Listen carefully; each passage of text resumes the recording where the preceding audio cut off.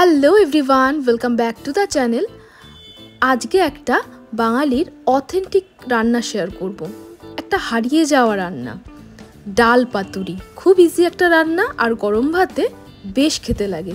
প্রথমে মুসুর ডাল আমি ভিজিয়ে রেখেছিলাম আধা ঘন্টা মতো।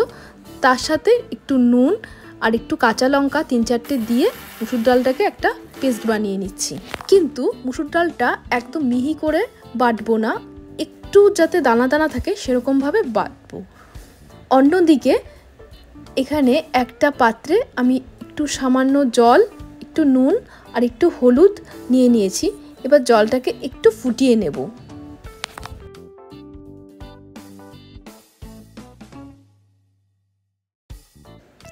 আর তার মধ্যে দিয়ে দিচ্ছি লাউ পাতাগুলোকে। আমি এখানে বেশ কয়েকটা ফ্রেশ লাউ পাতা নিয়ে নিয়েছি। সেই লাউ পাতাগুলোকে ভালো করে জলে ধুয়ে নিয়েছিলাম আগে থেকেই। এবার এই নুন হলুদের জলে একটু ফুটিয়ে নিলাম। তাতে কোনো রকম পোকামাকড় জার্ম থাকলে বেরিয়ে যাবে। আর হলুদ দেওয়ার কারণ হচ্ছে যাতে পাতাটার রঙটা অটুট থাকে। জাস্ট জলটা একটু গরম হয়ে আসলেই এটাকে নামিয়ে নিতে হবে।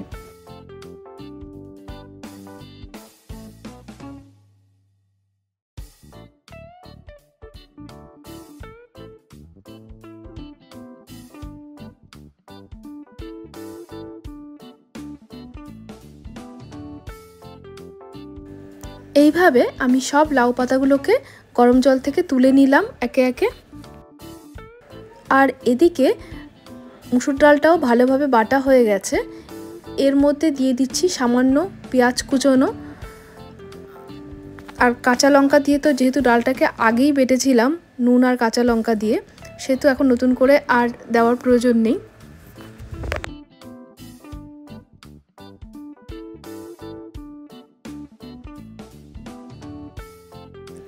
আর দেব সামান্য সর্ষের তেল।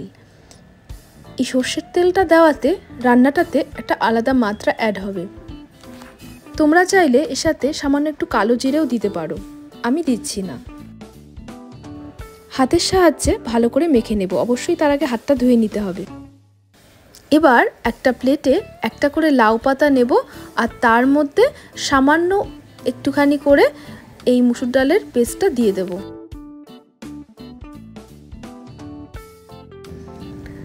সামান্য একটু পরিমাণ মুসুর ডালের পেস্ট দেওয়ার পরে লাউ পাতাটার মুখ চারিদিক থেকে বন্ধ করে দেব।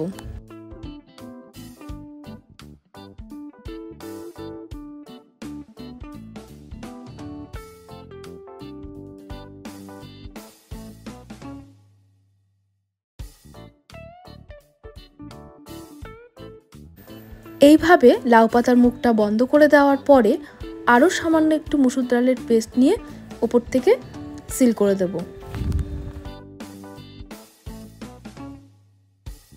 আর এদিকে আমি একটা তাওয়া বসিয়ে দিয়েছি গ্যাসে। তাওয়াটা বেশ গরম হয়ে যাওয়ার পরে সামান্য একটু পরিমাণ সর্ষের তেল দিয়ে দিলাম।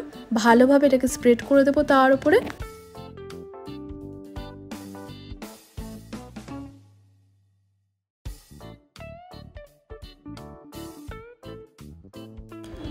তেলটা বেশ গরম হয়ে এসছে। এবারে একটা করে পুর ভরা লাউ পাতা আমি দিয়ে দেবো তেলের ওপরে। আর স্টিমটা একদম কমিয়ে দিতে হবে। দিয়ে একটা ঢাকা দিয়ে এপিঠ হলে তারপরে উল্টে আবার ওপিঠ ঢাকা দিয়ে ভেজে নিতে হবে। এই যে দেখো, এক পিঠ ভালোভাবে ভাজা হয়ে যাওয়ার পর উল্টে দিয়েছি, আর এক পিঠ ভাজা হতে দিলাম। আর অন্যদিকে আরও কয়েকটা পাতা এভাবেই একই প্রসেসে রেডি করে নিচ্ছি।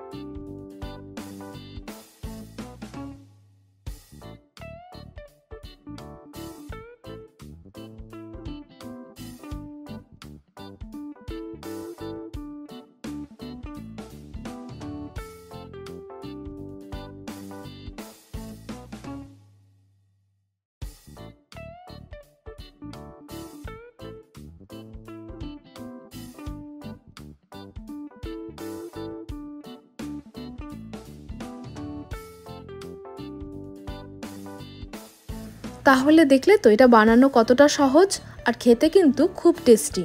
গরম গরম শুধু খেতেও যেমন ভালো লাগে, ডালের সাথেও খেতে খুব ভালো লাগে, তেমনি গরম ভাতে নুনের সাথে মেখে খেতেও কিন্তু খুব ভালো লাগে। খুব ইজি একটা রেসিপি আর খুব টেস্টি, আর এই গরমকালে তো বেশ ভালো লাগে খেতে এই ধরনের জিনিস। তোমরা অবশ্যই বাড়িতে ট্রাই করো, আশা করছি ভালো লাগবে খেতে। আর যদি ভালো লাগে কমেন্টে সেটা জানিও, সেটা জেনে আমার ভালো লাগবে। এই যে দেখো সবগুলো রেডি হয়ে গেছে, বানানো কমপ্লিট। এবার একে একে ভেজে তুলে নেব। আর এই যে দেখো এটা হয়ে গেল ভাজা, এটাকে তুলে নিচ্ছি প্রথমে।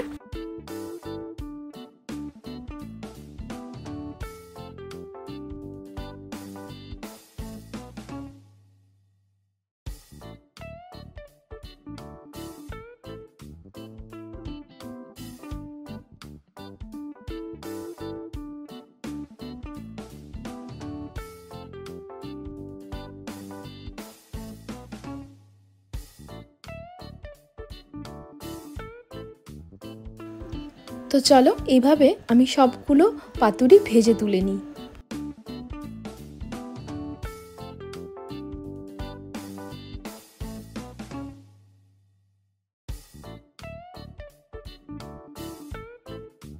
তো এইভাবে আমি সব ডাল পাতুরিগুলোকে ভেজে তুলে নিয়েছি আর প্লেটে সার্ভও করে দিয়েছি।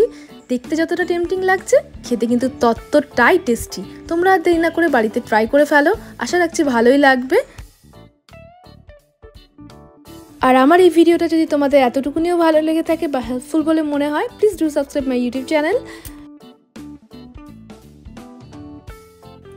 আর প্রচুর শেয়ার করো, লাইক করো, কমেন্ট করো। Thanks for watching me.